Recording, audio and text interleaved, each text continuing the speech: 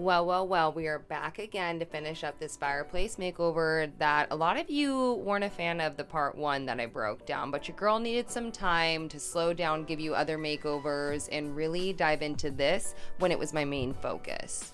When I originally framed this out, I wasn't sure what TV mount we were going to be using because I know Holly mentioned that she was going to get a new TV. When she did, she got a new swivel arm and she wanted to hang it directly to the wall versus to the built out quote unquote chimney, if you will. Holly opted to get the pull out and swivel arm, so that is why I will be cutting out that middle frame stud and building out a middle rectangle for it to fit directly nice into. That way the TV isn't hanging out more so off the shiplap we will be doing. It's kind of going to be able to rest back in it, almost being flush. And I will take a Sharpie out and write cut here, line up your wood here, do not pass this, like honestly, because I will miscut and mismeasure so much. I will also dance because my playlist is just going off at all times. I went in with my multi-tool with a fresh blade, and then I used a clamp and my speed square to ensure that I'm getting a straight line going across those marks to make way for the 2x4s that I'm going to be fitting in with screws as I did before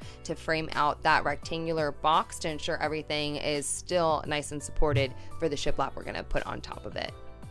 Now, even though this was me messing up since I didn't anticipate how we were going to be hanging the TV, it is okay. Just take your 2x4s and frame around it and fix what you can. Use those screws to support it. You got this.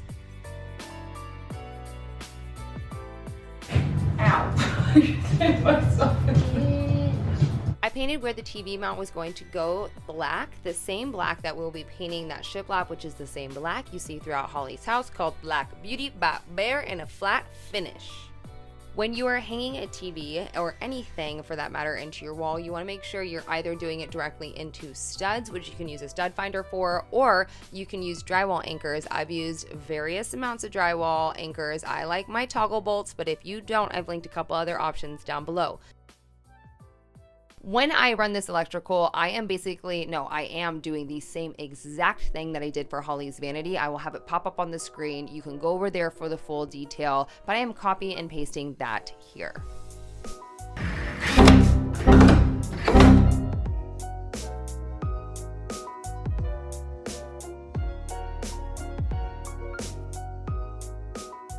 I am using my multi-tool to open up that drywall to run that electrical wire down to meet me at that plug so I can split the power. That way the TV can always turn on from directly behind it versus the extension cord that it had sitting on top of the mantle before. If you're not comfortable doing this, for sure hire an electrician, reach out to a family member, or do your research and decide that this is the first time you kind of want to open up a wall and give electrical a go with your breaker off if you're touching any live wire. But the reason I'm using this so freely is because this wire that I'm adding is not live. Okay, I'm going to splice them. I want to connect and move. So in order to do that, we'll connect it and have an extra one come out. So let's prep this guy.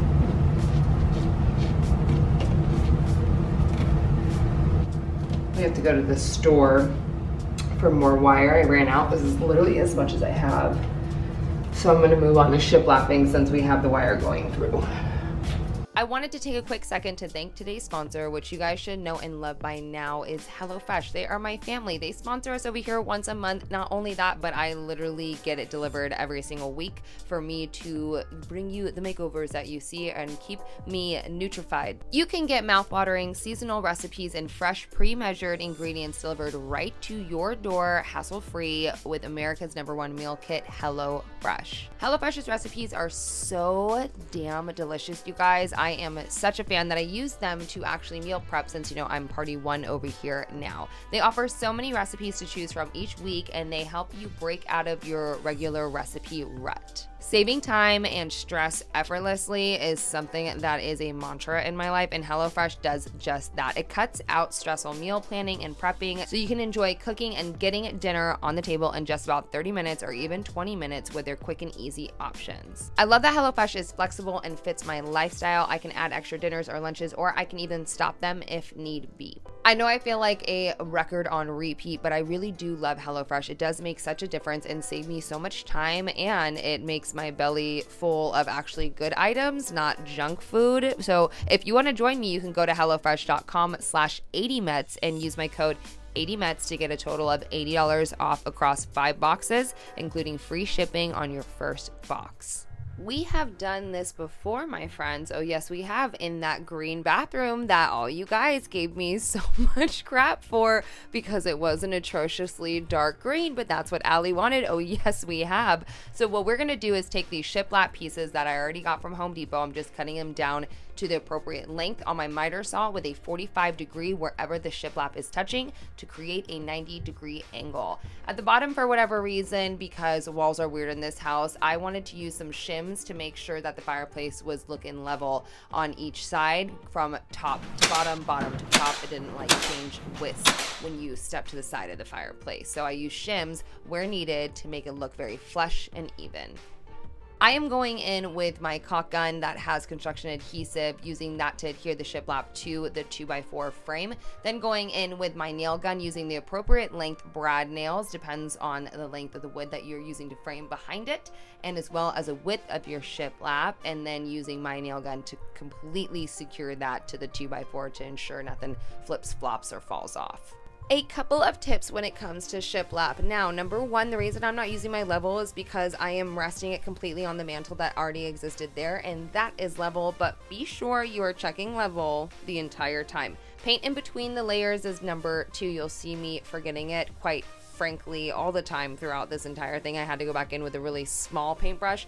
Do not do that. Paint in between the layers to make your life a lot easier. Number three, you don't have to paint it black. That's just the common theme in this household. You can use raw wood, you can stain the wood, you can do it vertical, you can do a geometric design. Step back and realize, people, like I always say, it is not my way or the highway. Feel what is right to you and execute that into your space. The reason that we are going with the black here is because, well, it's Holly's house, Holly's way, you know it by now, but also because it just makes this room look larger than life. Even though we are not even changing the height of the ceiling, we are actually making this fireplace the same exact size as it was already on the bottom. We're just extending that to the top, but even that with a deep color kind of gives you this illusion that the wall is taller and the wall is wider because of that.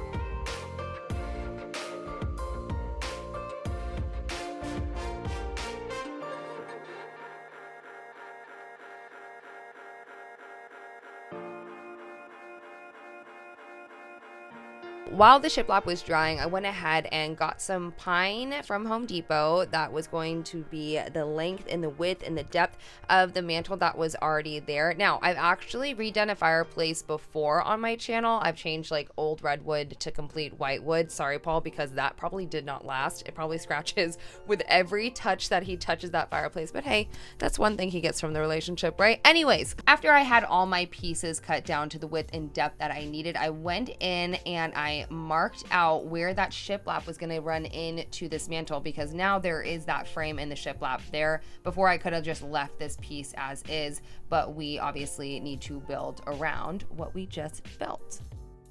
Like I said, I always write down what I need to cut out because your girl forgets and I'll cut the wrong thing. I went in with my circular saw and made sure that that portion was cut out nice and flush. I used my jigsaw to get into the corners to make my life a lot easier, or you can use a multi-tool, chisel, and hammer. Totally your call with what you have available.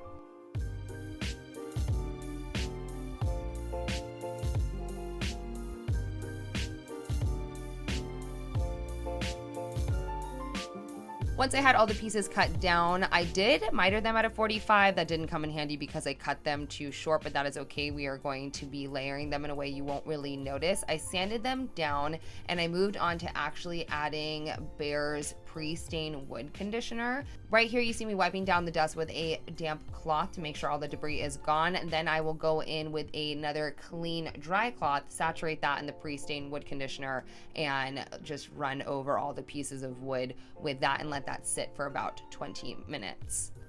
Once that pre-stained wood conditioner is dry to the touch, you want to go ahead and use a dry towel to sop up any of the excess. I went in with a custom blend by Behr called Dusty Terrarium. I will link it down below for you. And I added just one coat to these pieces disassembled because we are going to be adding the second coat when it is fully assembled up onto the actual mantle itself. I did sand down the excess stain if it looked a little bit heavy or I didn't like the color in certain areas, because I did like it a little bit lighter, but that is a total personal preference. Hey, Mama. Okay. The stain is officially dry to touch. It's nothing sticky. It's all good, but it's nighttime now. So what I did was paint the remaining of the fireplace, all the coats, and sand it down. And just, I mean, look at that. What a difference. So what we're gonna do is just individually piece it on with construction adhesive and my nail gun. As I just mentioned, you want to glue the pieces individually. Well, actually, that's just a personal preference because, fun fact, I'm a little bit traumatized. When I did my faux mantle as a cap at Paul's house, I let that dry, fully finish it, everything, went to put it on and it didn't fit and had to break the thing completely apart and put it on how I am here. So I'm avoiding all of that frustration and pain and heartbreak and just breaking it down piece by piece, starting with the top to fully dry and then putting the sides on to cover what we just put on the top to make it look like one solid piece. I repeated the same process for the front of the mantle the following morning. I secured it with construction adhesive and my nail gun. Once that was nice and all put together, I filled the holes in the gaps and cracks with wood putty, let that dry, sanded it smooth with a 220, and that is when I hit it again with one more coat of stain all together. Again, that is linked down below for you. I let that dry and then I coated that appropriately with the water-based poly.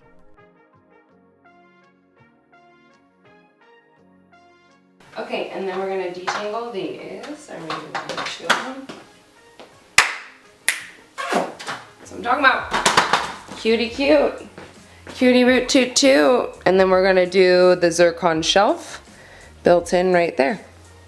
I went into my scrap wood pile and found these pieces of thin trim that I decided to tack on to the inside of the shiplap facing the closest towards the fire. I painted everything black and then stepped back, made sure if anything needed touch-ups or I needed to put wood putty somewhere to make it look even and sand it down again, I did so. So I touched up the walls, the fireplace, made sure the mantle was good, and then I did the floor paint before I went ahead and added some very minimal fall decor.